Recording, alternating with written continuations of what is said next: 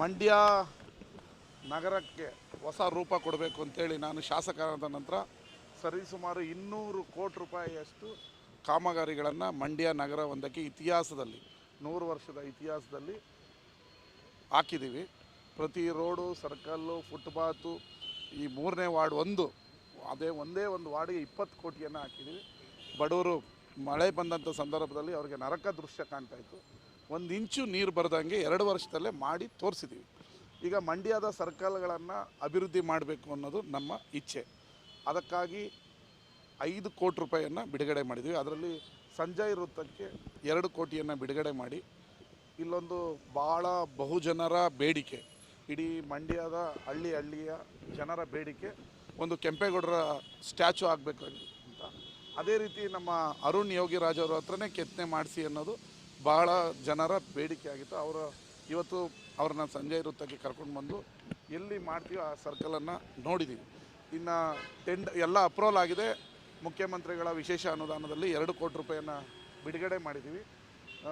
ಒಟ್ಟು ತಳಪಾಯ ಮತ್ತು ವಿಗ್ರಹ ಸೇರಿ 26 ಅಡಿ ಇರುತ್ತೆ.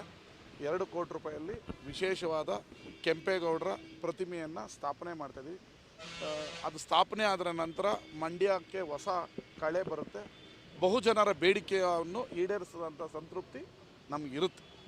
ಸರ್, ಇಷ್ಟು ವರ್ಷ ಕೂಡ ಒಂದು ಏನು ಕೆಂಪೇಗೌಡರ ಪ್ರತಿಮೆ ನಿರ್ಮಾಣ ಆಗಬೇಕು ಅಂತೇಳಿ ಒಂದಷ್ಟು ಮನವಿಗಳು ಬರ್ತಿದ್ದೋ, ಒತ್ತಡ ಕೂಡ ಇರ್ತಿದ್ದೋ, ನಿಮ್ಮ ಒಂದು ನೇತೃತ್ವದಲ್ಲಿ ನಡೀತಾ ಇದೆ ಸರ್. ಏನು ನಾನು ಶಾಸಕನಾದ ನಂತರ ಕೆಂಪೇಗೌಡರ ರಸ್ತೆ ಮಾಡಿದ್ದೀನಿ, ಅಂಬೇಡ್ಕರ್ ರಸ್ತೆಯನ್ನು ಮಾಡಿದ್ದೀನಿ. ಈಗ ಕೆಂಪೇಗೌಡರ ಸ್ಟ್ಯಾಚುವನ್ನು ಕೂಡ ಮಾಡ್ತಾಯಿದ್ದೀವಿ. ಅದರ ಜೊತೆಗೆ ಅಂಬೇಡ್ಕರ್ ಮತ್ತು ಜಗಜೀವರಾಮ್ರವ್ರದ್ದು ಅಲ್ಲಿ ಪ್ಲಾಸ್ಟಿಕ್ ಪ್ರತಿಮೆ ಇದೆ, ಅದನ್ನು ಪಂಚಲೋಹದ ಪ್ರತಿಮೆಯಾಗಿ ಕನ್ವರ್ಟ್ ಮಾಡೋದಕ್ಕೆ ಒಂದು ನಿರ್ಧಾರ ಮಾಡಿದ್ದೀವಿ.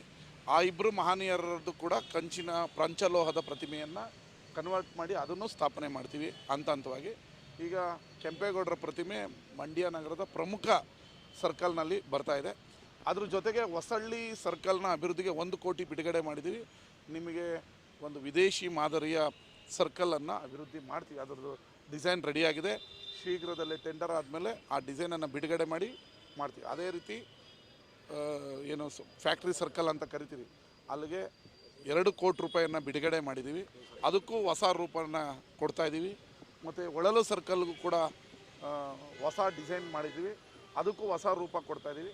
ನೀವು ಆ ಡಿಸೈನೆಲ್ಲ ಬಿಡುಗಡೆ ಮಾಡಿ ಕೆಲಸ ಆರಂಭ ಆದಮೇಲೆ ನಿಮಗೆ ಹೊಸ ಮಂಡ್ಯವನ್ನು ಏನು ನಾನು ಚುನಾವಣೆ ಮುಂಚೆ ಮಾತು ಕೊಟ್ಟಿದ್ದೆ, ನಿಮಗೊಂದು ಹೊಸ ಮಂಡ್ಯವನ್ನು ಕಟ್ಟಿಕೊಡ್ತೀವಿ ಅಂತ, ಆ ಹೊಸ ಮಂಡ್ಯವನ್ನು ಕಾಣ್ತೀರ.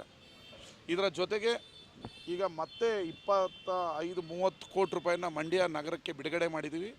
ಎಲ್ಲ ರೋಡು ಕೂಡ ಡಾಂಬರೀಕರಣ ಆಗ್ತದೆ. ಈಗ ಗುಂಡಿ ಮುಕ್ತ ನಗರವನ್ನಾಗಿ ನಗರಸಭೆ ಮಾಡಿದೆ. ಇನ್ನೇನು ಸಣ್ಣ ಪುಟ್ಟ ಗುಂಡಿಗಳಿದೆ ಅದನ್ನು ಕೂಡ ಮುಚ್ಚಿ ಇಡೀ ಮಂಡ್ಯ ನಗರವನ್ನು ಗುಂಡಿ ಮುಕ್ತ ನಗರವನ್ನಾಗಿ ಮಾಡಿ ಜನಗಳಿಗೆ ಸುಗಮ ಸಂಚಾರ ಮತ್ತು ರಸ್ತೆ ಕೊಡೋದು ಸರ್ಕಾರದ ಕರ್ತವ್ಯ. ಅದನ್ನು ಮಾಡ್ತೀವಿ. Thank you.